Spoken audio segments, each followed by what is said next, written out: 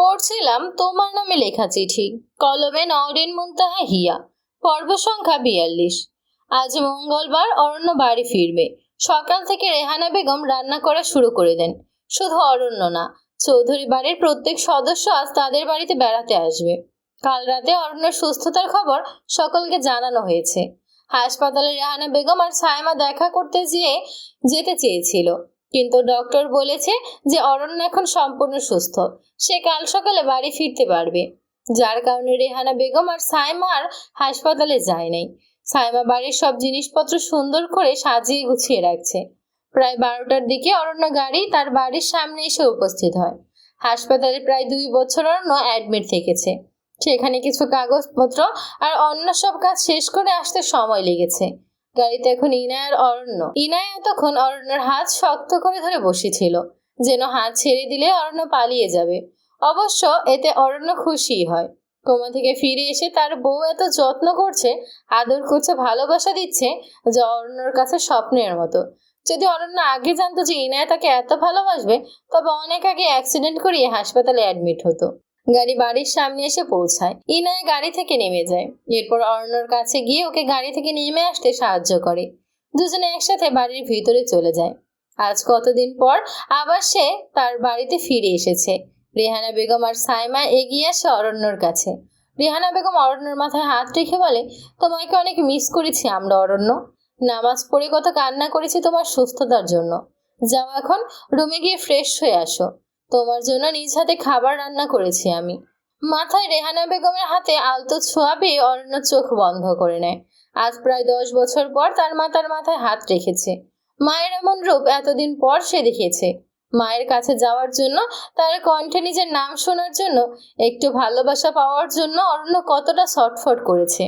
মায়ের ভালোবাসা পাওয়া অরণ্যর কাছে একটা স্বপ্ন ছিল, যা আজ পূর্ণতা পেয়েছে।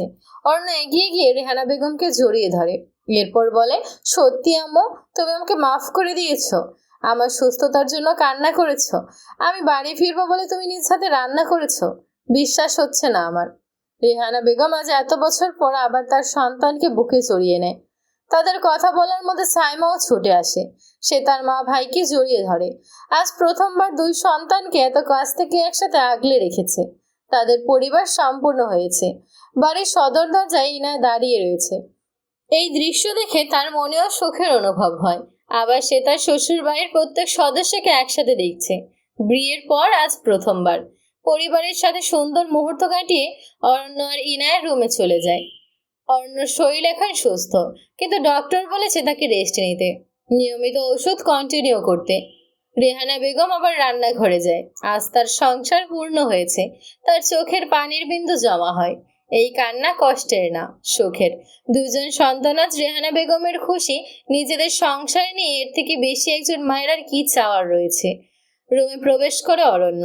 2 বছর আগে রেখে যাওয়া রুম আর আজকে থাকা রুমের মধ্যে বিন্দুমাত্র পার্থক্য নেই। প্রতিটা জিনিস একই রকম করে সাজিয়ে রাখা হয়েছে। অরণ্যর সাথে রুমে প্রবেশ করে ইনায়া অরণ্যকে তীক্ষ্ণ চোখে রুম পর্যবেক্ষণ করতে দেখে বলে, কি মিস্টার অরণ্যরাজ চৌধুরী, ঘরের সব জিনিসপত্র সুন্দর করে সাজানো আছে তো? 2টা বছর অনেক যত্ন করে রুমটা আগলে রেখেছি। ইনায়ের কথা শুনে অরণ্য হালকা টান দিয়ে ওকে নিজের কাছে নিয়ে আসে। এরপর দুষ্ট হাসি দিয়ে বলে, ম্যাডাম, শুধু কি ঘরের যত্ন করলে হবে? বরের বুঝি যত্ন করতে হবে না? চলুন না ইনায়া, একটু রোমান্স করি। অরণ্যর কথা শুনে ইনায়া তাকে মৃদু ধাক্কা দিয়ে দূরে সরিয়ে বলে, হাসপাতাল থেকে এসেছেন, আগে গোসল করেন, ফ্রেশ হন। রান্নাঘরে যেতে হবে আমার, অনেক কাজ রয়েছে। ইনায়ার কথা শুনে অরণ্য অভিমান করে দূরে সরে যায়। অতীতে থাকুক বা বর্তমানে, সব সময় তার বউ দূরে থাকতে চায় তার থেকে। এতদিন পর জামাই কোমা থেকে ফিরেছে। কোথায় জামাইকে দেখে তার উপর ঝাঁপিয়ে পড়বে, ভালোবাসবে, রোমান্স করবে, সেটা না, শুধু সারাক্ষণ পালাই পালাই করে। বাজার থেকে একটা রশি কিনে নিয়ে আসতে হবে। বউকে শক্ত করে রশি দিয়ে বেঁধে তারপর বাসর করবে। রোমাঞ্চের সময় নো তিরিং বিরিং। বিছানায় বসে থাকে অরণ্য। তার ভাবনার মাঝে ইনায়া চলে যায় ওয়াশরুমে। অরণ্যর অভিমান হয়েছে সেটা ইনায়া জানে, কিন্তু এখন যদি অরণ্যর সাথে রাগ ভাঙাতে যায়, তাহলে সে আর রান্নাঘরে যেতে পারবে না। রেহানা বেগম একা রান্না করছেন, আর আজ চৌধুরী পরিবারের সকল সদস্য আসবে। কত কাজ রয়েছে। রেহানা বেগম একা সব সামলে নিতে পারবে যদি ইনায়া রান্নাঘরে না যায়, তবুও কিছু বলবে না। ইনায়ের শাশুড়ির ভাগ্য সবসময় ভালো। অরুণা বেগম যখন তার শাশুড়ি ছিল তখন সবসময় তাকে মেয়ের মতো আগলে রেখেছে। রেহানা বেগমও তার বিপরীত নয়। উনিও ইনায়া আর সাইমাকে সমান চোখেই দেখেন, নিজের মেয়ের মতো করে ভালোবাসেন। তবুও ইনায়া এই বাড়ির বউ, তার একটা দায়িত্ব রয়েছে যা সে সবসময় পালন করে। অর্ণ যখন অসুস্থ হয়ে হাসপাতালে অ্যাডমিট ছিল তখন ইনায়া অফিস সামলাতে হয়েছে, যার কারণে সে বাড়ির কাছে সময় বেশি দিতে পারতো না। তবে রাতে অফিস থেকে ফিরে ডিনার সেই তৈরি করত। বন্ধের দিন বাড়ির যাবতীয় কাজ আর রান্না ইনায়াই করে। রেহানা বেগম তাকে নিষেধ করেছে, তবুও ইনায়া করে। বিছানায় বসে রয়েছে অরণ্য। এমন সময় তার রুমে আয়ান প্রবেশ করে। হাসপাতাল থেকে বাড়ি ফেরার সময় আয়ান ঘুমিয়েছিল, যার কারণে তার সাথে দেখা হয় না। এত ঘটনার মধ্যে সাইমা যে গর্ভবতী ছিল সেটা অরণ্য ভুলে গেছে। আয়ান ছোট ছোট পা ফেলে রুমে আসে। বিছানায় অন্য একজন পুরুষকে শুয়ে থাকতে দেখে অবাক হয়। তার জন্মের পর অরণ্যকে সে কখনোই দেখে নাই, যার কারণে সে তাকে চিনতে পারে না। আয়ান বলে, মাম্মা, মাম্মা কোথায় তুমি? হঠাৎ কোনো বাচ্চার মুখে মাম্মা ডাক শুনে অরণ্য ভ্রু কুঁচকে সেদিকেই তাকিয়ে দেখে। দরজার কাছে এক বাচ্চা ছেলে দাঁড়িয়ে রয়েছে। আয়ান রুমের চারপাশে ইনায়াকে খোঁজার চেষ্টা করছে। অরণ্য বাচ্চাকে হাতের ইশারায় ডাক দেয়। আয়ান অরণ্যর কাছে যায়। অরণ্য বলে, এই বাবু, কে তুমি? কাকে মাম্মা বলে ডাকছ? অরণ্য মনে করে কোনো কাজের লোকের ছেলে হবে হয়তো। আয়ান বলে, আমি বাবু নই, আমি আয়ান। মাম্মা কোথায়? তুমি আমার মাম্মার রুমে কি করছো? ওকে আয়ান, এইটা তোমার মাম্মার রুম নয়, তোমার মাম্মা হয়তো অন্য রুমে রয়েছে, সেখানে যাও। আয়ান জেদ দেখিয়ে বলে, না, এইটা আমার মাম্মার রুম, তুমি পচা আঙ্কেল, আমার মাম্মার রুম থেকে যাও। মাম্মা কোথায় তুমি? আর আশেপাশে ইনায়াকে না দেখে কান্না করে দেয়। অন্য বাচ্চার কান্না করা দেখে বলতে থাকে, আরে বাবু, তোমার মাম্মা কে? আচ্ছা, তোমার মাম্মার নাম কি ইনায়া? আয়নের মুখে ইনায়ের নাম শুনে অরণ্য অবাক। বাচ্চা ছেলেটা ইনায়কে মাম্মা বলে ডাকছে কেন? 2 বছর আগে ইনায়ের বাচ্চা পেটে ছিল না, আর থাকবে কি করে? তাদের তো বাৎসরই হয় নাই। যা বউ, তার কাছে আসলেই দূরে সরে যায়। কোথাও ইনায়ের অন্য জায়গায় বিয়ে হয়ে যায় নাই তো? না না, বিয়ে হয়ে গেলে নিশ্চয়ই অরণ্যর জন্য হাসপাতালে ছুটে যেত না। আয়ন এমন চুপচাপ থাকতে দেখে অরণ্য বলে, কি হয়েছে মামা, তুমি এমন চুপ করে আছে কেন? বলো না মাম্মা কোথায়? আয়নের কথা শুনে এখন নিজের উপর কষ্ট লাগছে অরণ্যর। তার স্বপ্ন ছিল তার 10টা বাচ্চা হবে, আর সব বাচ্চা ইভানকে মামা বলে ডাকবে।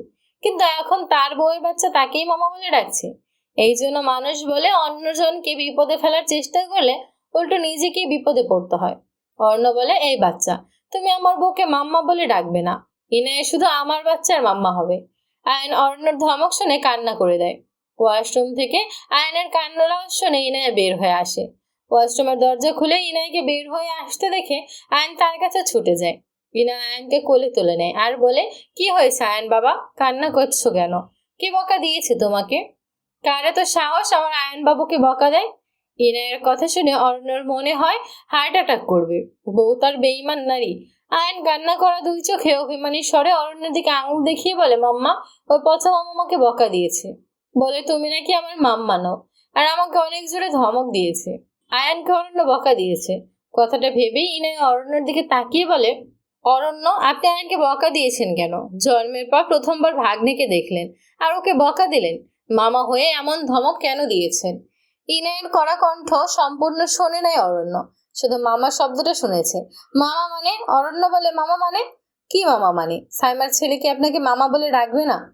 সাইমার কথা শুনে অরণ্যর মনে পড়ে যায় কোমায় যাওয়ার আগে সাইমা গর্ভবতী ছিল, আর সে কোমায় থেকেছে 2 বছর। এখন অরণ্য সবটা বুঝতে পারে। আয়ন হয়তো ইনায়কে আদর করে মাম্মা বলে ডাকে। ইনায় আয়নকে কোলে নিয়ে আসে অরণ্যের কাছে। এরপর ওর কোলে দিয়ে বলে, আয়ান, উনি তোমার মামা হয়, আর এখন মামা আর আয়নকে বকা দেবে না, খুব আদর করবে। অরণ্য আয়নকে কোলে নেয়। ওর চেহারা ভালো করে দেখে সত্যিও সাইমার ছেলে। ছোটবেলায় সাইমার মুখ অনেকটা আয়নের মতোই ছিল। অর্ণ বলে, সরি আয়ন বাবু, মামা তোমাকে বকা দিয়েছে, কিন্তু মামা এখন আর তোমাকে বকা দেবে না, অনেক আদর করবে, চকলেট দেবে, ঘুরতে নিয়ে যাবে। সত্যি মামা? সত্যি। আয়ন আর অরণ্য একসাথে সময় কাটায়। অন্যদিকে অরণ্যর গাড়ির অ্যাক্সিডেন্ট যে লোক করিয়েছে আজ সে জেলখানা থেকে ছাড়া পেয়েছে। তার নাম জামিল। জামিল থানা থেকে বের হয়ে ফোন করে অপরিচিত নাম্বারে বলে, আমি থানা থেকে বের হয়ে গেছি আজ 2 বছর পর। অপরিচিত লোকটা বলে, তবে তুমি অরণ্যর অ্যাক্সিডেন্ট করে কোনো উপকার করো নাই আমার। অরণ্য কোমায় যাওয়ার পর ইনায় আমার সমস্ত পরিকল্পনা নষ্ট করে দিয়েছে। এসএস কোম্পানির সকল টাকা আমার অ্যাকাউন্টে আসার আগেই ইনায়া সকল শেয়ার হোল্ডারদের সাথে কথা বলে তা বন্ধ করে দিয়েছে। একবার ট্রাক দিয়ে গাড়িটা চাপা দেওয়ার আগে আমাকে জানাবে তো। জামিল অবাক হয়ে বলে, ম্যাম কি বলছেন আপনি? অর্ণরাজ চৌধুরীর অ্যাক্সিডেন্ট আমার গাড়ি দিয়ে হয়নি। আমি ট্রাক নিয়ে পৌঁছানোর আগেই অন্য এক ট্রাক এসে অর্ণর গাড়িটাকে ধাক্কা দেয়, কিন্তু পুলিশ ভুল করে আমাকে গ্রেফতার করে। অপরিচিত লোকটা ড্রাইভারের কথা শুনে অবাক হয়ে বলে, হোয়াট, তুমি অ্যাক্সিডেন্ট করো নাই অর্ণের? না ম্যাম। অপরিচিত লোকটা রাগের স্বরে বলে, অরণ্য। অর্ণর ফোনে একটা কল আসে।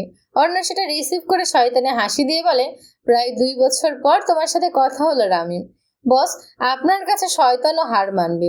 নিজের অ্যাক্সিডেন্ট নিজেই করে ইচ্ছা করে কোমায় গিয়ে কি মজা পেলেন আপনি?